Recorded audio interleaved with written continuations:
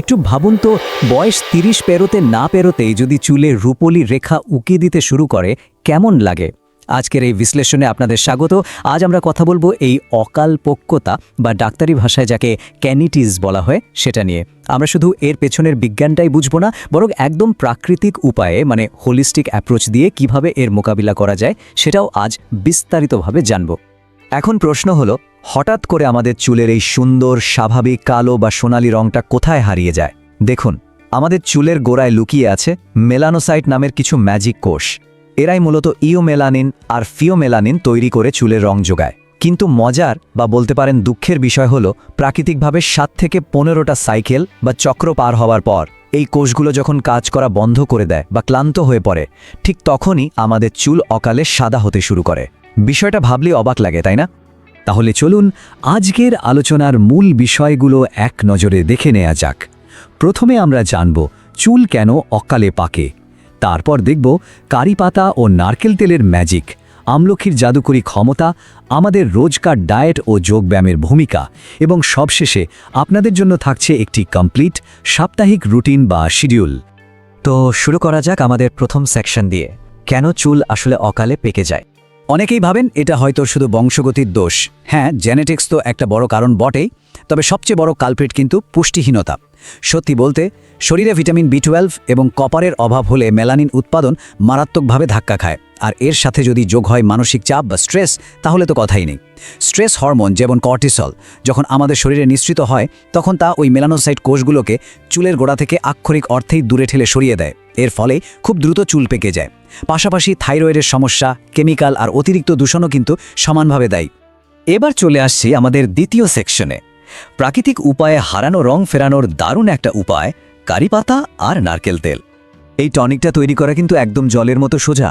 প্রথমে 100 মিলিলিটার বিশুদ্ধ নারকেল তেল নিন, আর তাতে বেশ কিছু তাজা কারি পাতা দিয়ে একদম হালকা আঁচে গরম করতে থাকুন। এখানে সবচেয়ে ইন্টারেস্টিং ব্যাপারটা কি জানেন? এই উত্তপ্ত তেলে যখন পাতাগুলো আস্তে আস্তে কালো হতে শুরু করে, ঠিক তখনই ওরা ওদের সমস্ত পুষ্টিগুণ তেলের ভেতর ছেড়ে দেয়। এরপর তেলটাকে ঠান্ডা করে ভালো করে ছেঁকে নিন। রোজ যদি 10 থেকে 15 মিনিট এই তেলটা মাথার ত্বকে ম্যাসাজ করা যায়, বিশ্বাস করুন এটা একটা দারুণ কার্যকরী ডেইলি টনিক হিসেবে কাজ করে, যা চুলের ওই হারিয়ে যাওয়া পিগমেন্ট বা রং প্রাকৃতিকভাবে ফিরিয়ে আনতে সাহায্য করে। কারি পাতার পর আমাদের তালিকার 3 নম্বর সেকশনে রয়েছে আরেকটা সুপার হিরো উপাদান, আমলকি।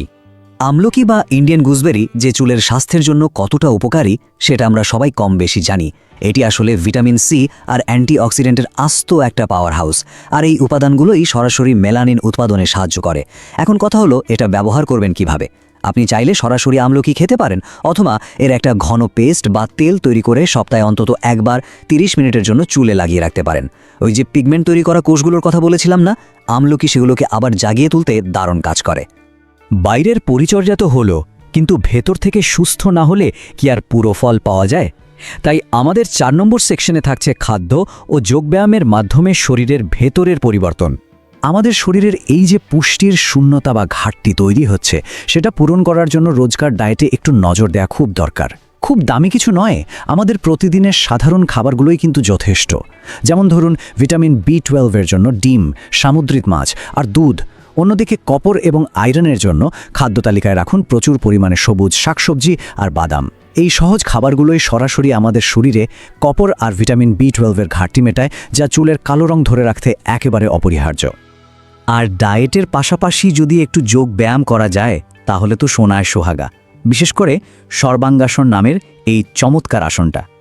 এর কাজটা শুনলে অবাক হবেন, এটা আমাদের মাথার ত্বকে রক্ত সঞ্চালনের মাত্রা অবিশ্বাস্যভাবে বাড়িয়ে দেয়। ফলে চুলের গোড়ায় বা ফলিকেলে পর্যাপ্ত পরিমাণ অক্সিজেন আর পুষ্টি খুব সহজেই পৌঁছে যায়।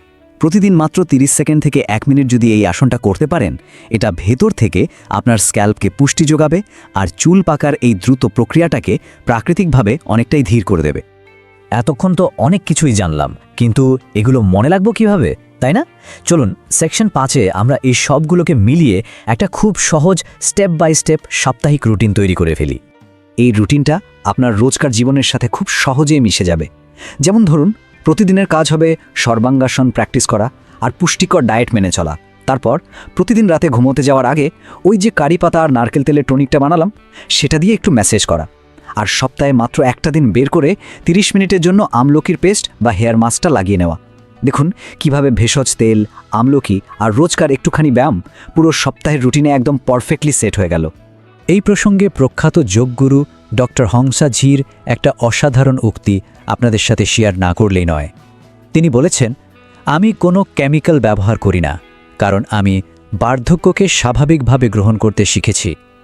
যোগশাস্ত্রে একেই বলে অনিত্য ভাবনা, অর্থাৎ জগতের সবকিছুই যে পরিবর্তনশীল, এই অমোঘ সত্যটাকে হাসিমুখে মেনে নেওয়া।